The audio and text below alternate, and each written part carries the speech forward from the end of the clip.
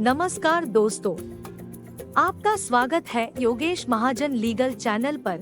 योगेश महाजन legal channel पर हम आपको प्रस्तुत करेंगे नवीनतम सुप्रीम कोर्ट के फैसलों और विभिन्न अन्य न्यायालयों के फैसलों पर और विधि ज्ञान को प्रसारित करने का प्रयास करेंगे। इस चैनल पर हम न्यायिक फैसलों के महत्व को समझाने और विधि समझौतों की युक्तियों को समझाने का प्रयास करते हैं। हमारा मकसद है कानून और न्याय के क्षेत्र में ज्ञान को आपके पास पहुंचाना, तो कृपया हमारे चैनल को सब्सक्राइब करें, घंटी आइकन दबाएं, वीडियो को लाइक और शेयर करें। दोस्तों, माननीय सुप्रीम कोर्ट ने 6 फरवरी 2024 को 2 जजमेंट्स हैं जो कि प्रोनाउंस की है, जिसमें एक सिविल है और दूसरी एक क्रिमिनल रिलेटेड है।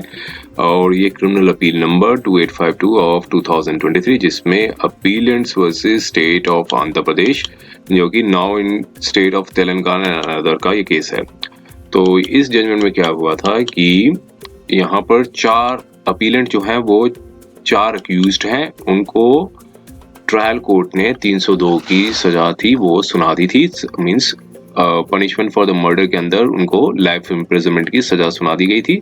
और फिर हाई कोर्ट में अपील डाली गई थी। हाई कोर्ट ने पहले इनको एक्विट कर दिया था, बरी कर दिया था, फिर लेकिन आगे अपील डाली गई माननीय सुप्रीम कोर्ट ने। तो माननीय सुप्रीम कोर्ट ने वापस रिमांड करके हाई कोर्ट में भेजा कि दोबारा से फ्रेश जो है जजमेंट प्रोनाउंस की जाए सारे एविडेंसेस को देखते हुए, और अपील को दोबारा से डिसाइड किया जाए। तो उसमें कन्विक्शन थी वो ग्रांट कर दी थी, सारे मींस उन सब की जो अपील्स थी वो खारिज कर दी थी, और जितने भी अपीलेंट अक्यूज थे उनकी अपील खारिज कर दी थी। और फाइनली यहाँ पे माननीय सुप्रीम कोर्ट में आए। तो माननीय सुप्रीम कोर्ट ने यहाँ पर 3 अक्यूज्ड हैं, उनकी जो सजा थी वो बरकरार रखी, 302 के अंदर बरकरार रखी। और अक्यूज नंबर 3 हैं उनको 302 से बरी कर दिया और 304 पार्ट 2 के अंदर कन्विक्शन थी वो ग्रांट कर दी। क्योंकि यहाँ पर माननीय सुप्रीम कोर्ट ने पाया कि उनमें जो अक्यूज नंबर 3 हैं उनमें कॉमन इंटेंशन नहीं थी, और जो इंजरी जो ग्रांट की गई थी अक्यूज नंबर 3 ने, वो एक पत्थर द्वारा, स्टोन द्वारा दी गई थी इंजरी। और इससे कोर्ट ने कहा कि प्रोसिक्यूशन ये साबित नहीं कर पाया कि इनकी जो अक्यूज नंबर 3 की भी कॉमन इंटेंशन थी मर्डर करने की। तो आइए हम इसके कंटेंट्स को थोड़ा सा देखते हैं और समझने की कोशिश करते हैं माननीय सुप्रीम कोर्ट ने क्या निर्णय दिया। तो देखिए, यहाँ पर पैराग्राफिकली चलते हैं स्टेप बाय स्टेप। और यहाँ पर बताया कि 4 अपीलेंट्स जो हैं वो 4 अक्यूज्ड हैं, वो उन्होंने कन्विक्शन जो है 302 की और 34 के अंदर ट्रायल कोर्ट द्वारा दी गई थी, और तेलंगाना हाई कोर्ट ने भी जो दी थी। तो यहाँ पर कोर्ट ने पहले कह दिया कि हम जो जजमेंट और सेंटेंस है A1 accused number A1, accused number A2 और A4 की, उसको कंफर्म करते हैं, लेकिन A3 की जो सजा सुनाई गई है उसको मॉडिफाई करते हैं और 304 सब पार्ट 2 के अंदर और 10 साल की इम्प्रिजनमेंट है वो उनको प्रोनाउंस करते हैं। और एनालिसिस जो है वो नीचे बताया गया है। क्या था केस? ये था कि अक्यूज 1 से लेकर 4 सेम ही फैमिली के बिलोंग करते थे, और जो डिसीज जो है वो उन्हीं के गांव में रहता था, एक तेलंगाना का गांव है, वहीं रहते थे डिसीज। तो यहाँ पे बताया कि जो सिस्टर ऑफ डिसीज्ड है, मींस जो मृतक है उनकी जो बहन है, और अब अक्यूज नंबर 4 है जो वाइफ है, जो अक्यूज नंबर 4 की जो वाइफ है, वो दोनों पॉलिटिकल एस्पिरेंट्स थे। उन्होंने ग्राम पंचायत की इलेक्शंस में कॉन्टेस्ट किया था, जिसमें डिसीज्ड की जो सिस्टर है वो इलेक्शन जीत गई थी, लेकिन जो अक्यूज नंबर 4 की जो वाइफ है वो इलेक्शन हार गई थी। तो जिसकी वजह से एनिमोसिटी मींस द्वेषपन जो है दोनों ग्रुप्स के बीच में आ गया था, तो जिसकी वजह से मर्डर हो गया था डिसीज्ड का। अब वो कैसे हुआ वो बताया पैराग्राफिकली पैरा नंबर 3 में। 5 नवंबर 2001 को 8 बजे डिसीज जो हैं, मृतक जो हैं, वो एक जगह है वहां पर जा रहे थे किसी काम से ऑटो रिक्शा में। सेम ऑटो रिक्शा में एक प्रोसिक्यूशन विटनेस 6 भी है और एक लेडी थी, वो प्रोसिक्यूशन विटनेस 9 है, वो को पैसेंजर्स थी। जब ऑटो रिक्शा 8 अक्यूज नंबर 4 के घर के सामने से पहुंचा, तो अक्यूज नंबर 1 ने ऑटो रिक्शा से रुकवाया और डिसीज्ड को ड्रैग किया, मींस घसीटा, वहां से लेग से पुल किया, और फिर उसमें अक्यूज नंबर 2 ने भी अक्यूज नंबर 1 का साथ दिया। दोनों अक्यूज ने डिसीज्ड को, मृतक को अक्यूज नंबर 4 के घर पे ले गए। तो यहाँ बताया कि अक्यूज नंबर 1 से लेकर अक्यूज नंबर 4 ने डिसीज्ड के ऊपर कुल्हाड़ी से, तलवार से, पत्थर से और चाकू से हमला किया, जिसकी वजह से सीवियर ब्लीडिंग इंजरीज हुई और मृतक की मृत्यु हो गई स्पॉट पे। और जो सन है डिसीज्ड के, जिन्होंने अपने आप को एग्जामिन किया था एज ए प्रोसिक्यूशन विटनेस 1, वो एक आई विटनेस है। उन्होंने पुलिस स्टेशन की तरफ गए और जो भी वारदात हुई थी 9 बजे बताया, जिसकी वजह से कंप्लेंट थी एग्जिबिट P1 रजिस्टर्ड हुई। सब इंस्पेक्टर जो प्रोसिक्यूशन विटनेस 17 है, उन्होंने कंप्लेंट को लिया और एक FIR रजिस्टर्ड हुई P32 के नाम पे, एग्जिबिट P32 के नाम पे। और फिर उन्होंने इन्वेस्टिगेशन तफ्तीश की और रिकॉर्ड किया स्टेटमेंट PW1 का। ग्रेविटी, क्राइम की ग्रेविटी को देखते हुए सर्कल इंस्पेक्टर जो कि प्रोसिक्यूशन विटनेस 18 है, उन्होंने फर्दर इन्वेस्टिगेशन की। उस गांव में गए जहां ये घटना हुई थी और डिसीज्ड की जो बॉडी पाई गई अक्यूज्ड नंबर 4 के घर के समक्ष। और प्रोसिक्यूशन विटनेस जो 15 है, उन्होंने फोटोग्राफ्स लिए डेड बॉडी के, जो कि मार्क किए गए P21 से लेकर 30 तक, मींस 10 फोटोग्राफ्स लिए और स्केच भी बनाया सीन का, ऑफेंस का, एग्जिबिट P37 के नंबर पे मार्क किया गया। और फिर इंक्वेस्ट की बॉडी की डिसीज्ड की और प्रोसिक्यूशन विटनेस 10 और प्रोसिक्यूशन विटनेस 12 जो कि पंच विटनेस थे। और फिर उसके बाद इंक्वेस्ट रिपोर्ट को भी मार्क किया गया एग्जिबिट P5। फिर जो एक मटेरियल MO ऑब्जेक्ट नंबर 4 है, MO4, वो एक लाठी कली अर्थ लिया, जो जमीन का टुकड़ा जो था MO नंबर 5 लिया, और ब्लड स्टेन्ड अर्थ का MO नंबर 6 लिया गया। और पूरी कॉटन की जो फुल शर्ट है वो MO7 बनाया गया और बनियान अंडर कवर ऑफ पंचनामा। फिर इसके बाद प्रोसिक्यूशन 18 ने स्टेटमेंट रिकॉर्ड किए। प्रोसिक्यूशन विटनेस 4, 5, 6, 7, 8, 9 और 15। प्रोसिक्यूशन ने मेंटेन किया कि P1, P3, P4, P6, P7 और P8 ये आई विटनेस हैं, चश्मदीद गवाह हैं इंसिडेंट के। जुडिशियल मजिस्ट्रेट फर्स्ट क्लास जो कि प्रोसिक्यूशन विटनेस 16 है, उन्होंने स्टेटमेंट रिकॉर्ड किए P1 से लेकर P9 को 164 CRPC में, मींस ओथ में उन्होंने इसकी स्टेटमेंट रिकॉर्ड की। डेड बॉडी का पोस्टमार्टम किया गया डॉक्टर द्वारा, जो कि प्रोसिक्यूशन विटनेस 11 है, जो 3 बजे हुआ 15 नवंबर 2001 को एक गवर्नमेंट सिविल हॉस्पिटल, जो कि PW11 ने फिर अपनी रिपोर्ट में बताया कि 8 वुंड्स, इंसीज्ड वुंड्स पाए गए, 3 पार्शियल एम्पुटेशंस पाई गई और एक डीप लैक्रेटेड वुंड था वो पाया गया। और ये ओपिनियन था कि कॉज ऑफ डेथ जो है वो एक कार्डियोपल्मोनरी अरेस्ट से हुई है और स्पाइनल कॉर्ड के स्पाइनल कॉर्ड ट्रांजैक्शन हो गया था at atlanto occipital join. Atlanto occipital join means एक ऑसिपिटल सिर का जो पीछे का हिस्सा होता है उसको कहते हैं। एटलेंटो एक वर्टिब्रा होता है, उनके बीच में कोई इंजरी थी, उसकी वजह से ये हुई है। सब इंस्पेक्टर P17 ने ये सारे अक्यूज्ड को मींस पकड़ा 23 नवंबर 2001 को और प्रोसिक्यूशन विटनेस 18 के समक्ष जो है प्रोड्यूस किया। उन्होंने कन्फेशनल स्टेटमेंट अक्यूज्ड की रिकॉर्ड की PW13 से और PW14 जो कि पंच विटनेस थे। कन्फेशन देने के बाद पंच विटनेस ने मींस अक्यूज्ड जो है वो ले गए, एक जगह बताई है और वहां से एक कुल्हाड़ी A1 ने कुल्हाड़ी जहां रिकवर की, वहां से मींस बरामद की, जो अक्यूज्ड नंबर 1 ने जब कुल्हाड़ी का इस्तेमाल किया था। अक्यूज्ड नंबर 2 ने एक तलवार का और A4 जो है अक्यूज्ड नंबर 4 ने चाकू का, जो कि झाड़ियों के पीछे फील्ड में छुपा दिए थे। और P18 ने सारे ऑब्जेक्ट्स हैं सीज्ड किए, प्रोसिक्यूशन विटनेस 11 से लेकर 13 तक के विटनेस से, और उनको भी एग्जिबिट बनाया MO से exhibit MO2, MO1 to MO3।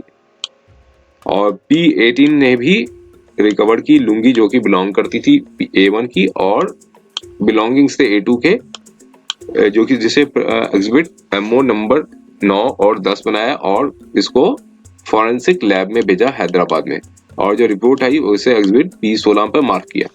Investigation खत्म होने के बाद चार्जशीट थी वो 9 जनवरी 2002 को फाइल की गई।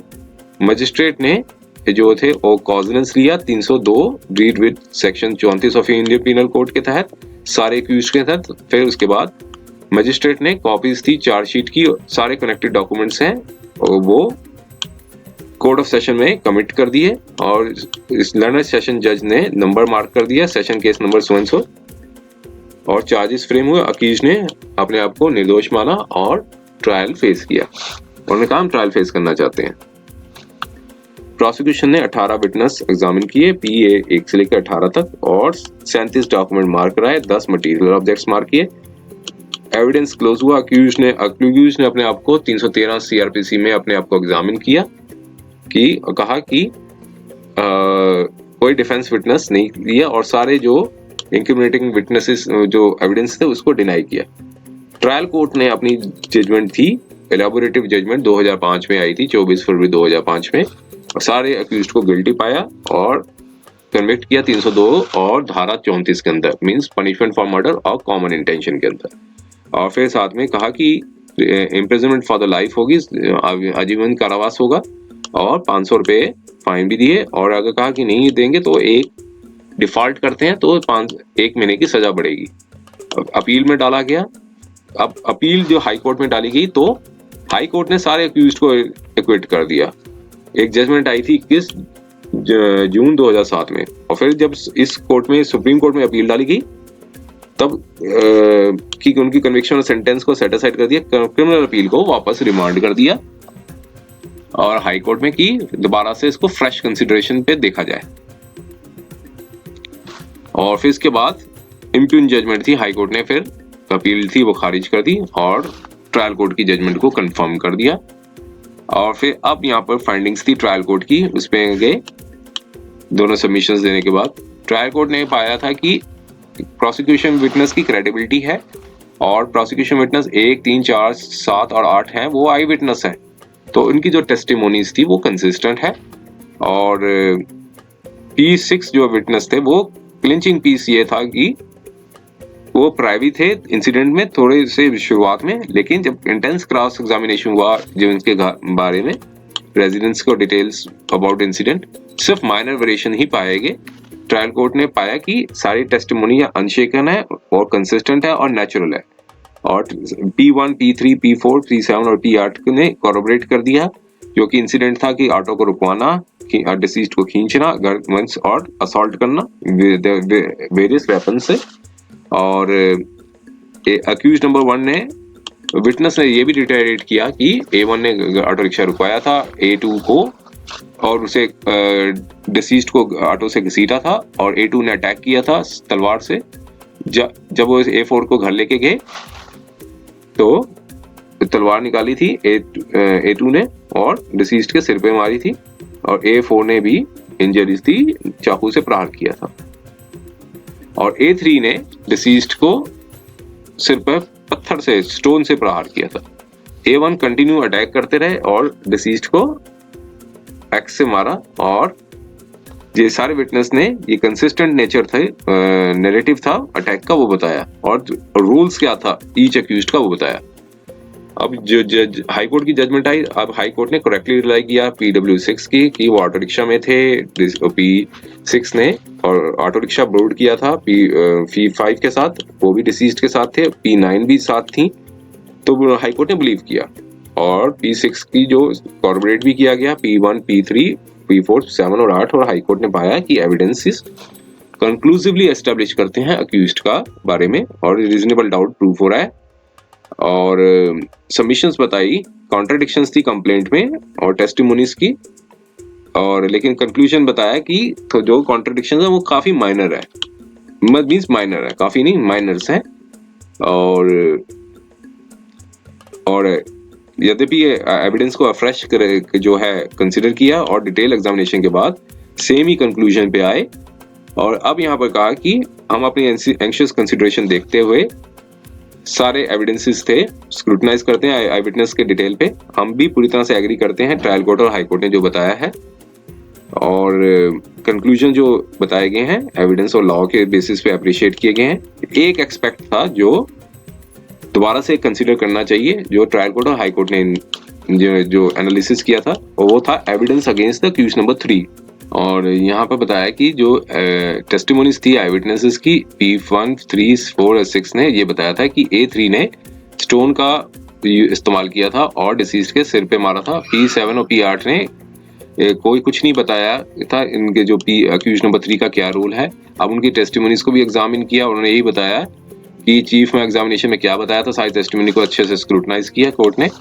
अब यहाँ पर कहा कि जजमेंट जो पास की गई थी ट्रायल और हाई कोर्ट ने, वो ये उसमें कहीं भी इंडिकेट नहीं किया कि प्रोसिक्यूशन और ना डिफेंस ने ना किसी कोर्ट द्वारा कि रोल क्या था अक्यूज नंबर 3 का, जो ऑरल और डॉक्यूमेंट्री एविडेंस था। कोई भी ऐसा रोल नहीं पता समझ में आया अक्यूज नंबर 3 का कि उनकी इंटेंशन थी डिसीज्ड का मर्डर करने की। तो यहाँ से एक मैकेनिकली रोल जो है वो ड्रॉन कर दिया गया A3 द्वारा अंडर सेक्शन 34 ऑफ एक्ट के अंदर कि वो सिर्फ वो प्रेजेंट थे ऑफेंस के समय और फैमिलियल रिलेशंस थे अक्यूज से। पोस्टमार्टम से भी ये पता चला है कि कार्डियो पल्मोनरी अरेस्ट हुआ था, ट्रांजैक्शन हुई थी स्पाइनल कॉर्ड पे अटलांटा हॉस्पिटल जॉइंट पे, और जो A1 ने असॉल्ट किया था डिसीज्ड को with the help of wife, और सारे विटनेसेस हैं वो भी क्लियर थे। A3 का जो रोल है, A3 ने कहीं कभी भी कुल्हाड़ी को अपने हाथ में नहीं लिया और सिर्फ स्टोन का इस्तेमाल किया था असॉल्ट करने के लिए डिसीज्ड को। तो ये पॉसिबल नहीं बनता है कि अक्यूज 3 की इंटेंशन थी मर्डर करने की, और उसको उनको कन्विक्शन नहीं किया जा सकता 302 इंडियन पीनल कोड में।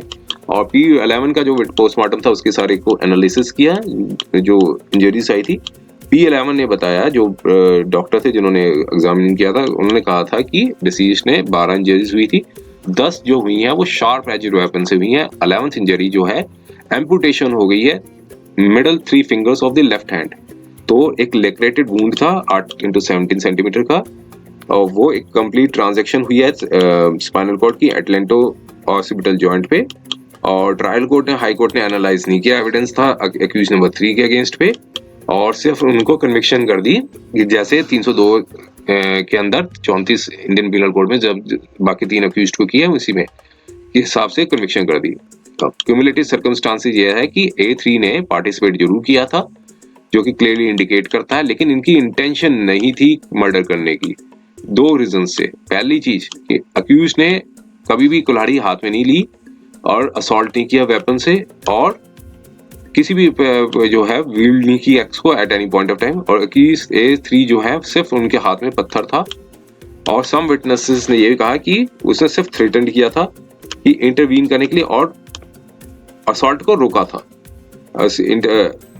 थ्रेटन इनके अगर उन्होंने कहा था कि उनको सिर्फ थ्रेटन किया था कि अगर आप इंटरवीन करोगे तो असॉल्ट को रोकोगे, तो उनको थ्रेटन किया था। तो यहाँ पर कोर्ट ने कहा कि एक्यूज नंबर 3 का कोई कॉमन इंटेंशन नहीं थी कि मर्डर करने की। तो कोई एविडेंस भी नहीं आया कि जिससे पता चलता हो कि इनकी कॉमन इंटेंशन थी। इंसिडेंट का डिस्क्रिप्शन करने पे यही पता चला है कि A1 ने घसीटा था और डिसीज्ड को A4 के घर के सामने, और अदर अक्यूज ने A1 के साथ ज्वाइन किया था। A3 ने सिर्फ पत्थर था वो असॉल्ट उठाया था डिसीज्ड को मारने पे। तो यहाँ पर A3 की कोई कॉमन इंटेंशन नहीं थी मर्डर करने की। पार्टिसिपेशन जरूर किया असॉल्ट में, स्टोन लिया है, और जिससे कल्पेबल तो बनता है ऑफेंस का, जो कि किया है। तो इसलिए हम A3 को 302 की धारा से उसे एक्विट करते हैं, और लेकिन उसको कन्विक्शन की जाता है 304 पार्ट 2 के अंदर। जो लॉ जो है 304 का वो डिफाइंड है Camilo vers versus state of Goa 2000 में। तो उस जजमेंट का यहाँ पर कोर्ट किया कि यहाँ पर कोर्ट ने बताया कि लैक ऑफ मेडिकल एविडेंस की वजह से ये नहीं पता चला है कि जो एक्चुअल एक्ट ऑफ इंजरी जो हुई है जिसकी वजह से डेथ हुई है वो सिंगल ब्लो भी, और single blow on the hammer with the है, जो लैक ऑफ कॉजिनेंट एविडेंस भी नहीं है आई विटनेस के कि अक्यूज्ड के पास कॉमन इंटेंशन थी कि वो मर्डर करने की। सम फैक्टर्स कमिट जो बनते हैं सेंटेंस की, तो उसकी वजह से 302 से 304 इंडियन पार्ट में कन्वर्ट किया जाता है। जो ये पास में कोर्ट ने सारे फैक्टर्स को पिछली कई जजमेंटों में बताया गया है। तो वापस अब कोर्ट ने कहा हम इस केस में वापस आते हैं। तो कोर्ट ने कहा कि कोई भी एस्केप नहीं बनता है कंक्लूजन पे कि A3 ने किसी प्रकार की नॉलेज थी, उन्होंने स्टोन का इस्तेमाल किया था डिसीज को सिर पर मारने से, जिसकी वजह से उसकी मौत हो गई थी। तो एविडेंस जो है इनसफिशिएंट है, जो जिसकी वजह से कंक्लूजन पे आए कि उनकी कॉमन इंटेंशन थी अक्यूज्ड की अदर अक्यूज्ड के साथ कि वो मर्डर करना चाहते थे डिसीज्ड का। रोल जो A3 ने जो प्ले किया है, तो इसको 304 पार्ट 2 में गिल्टी पाते हैं और उनको जो है 304 में ही सजा देते हैं, और इसमें 10 साल की जो इम्प्रिजनमेंट थी वो अवॉर्ड कर दी, और अपील थी वो अलाउड कर दी, अल्टर कर दिया कन्विक्शन को 302 को 304 पार्ट 2 में। पेंडिंग एप्लीकेशन थी उसको डिस्पोज कर दिया। ये जजमेंट आई थी 6 फरवरी 2024 को। उम्मीद है कि यह वीडियो आपको पसंद आया होगा। अगर आपने अभी तक हमारे चैनल को सब्सक्राइब नहीं किया है तो कृपया इसे सब्सक्राइब कर ले और बेल आइकन दबाकर नोटिफिकेशन प्राप्त करें ताकि आप हमारे नए वीडियो से अपडेट रह सकें। अगर आपको यह वीडियो पसंद आया हो तो कृपया लाइक करें और अपने दोस्तों के साथ शेयर करें। हमारे चैनल पर आपको न्यायिक मुद्दों, कानूनी सलाह और कानूनी अपडेट्स के बारे में नवाचारिक और महत्वपूर्ण जानकारी मिलेगी। हमारे साथ बने रहें, क्योंकि योगेश महाजन लीगल आपके कानूनी सवालों का सहायक है।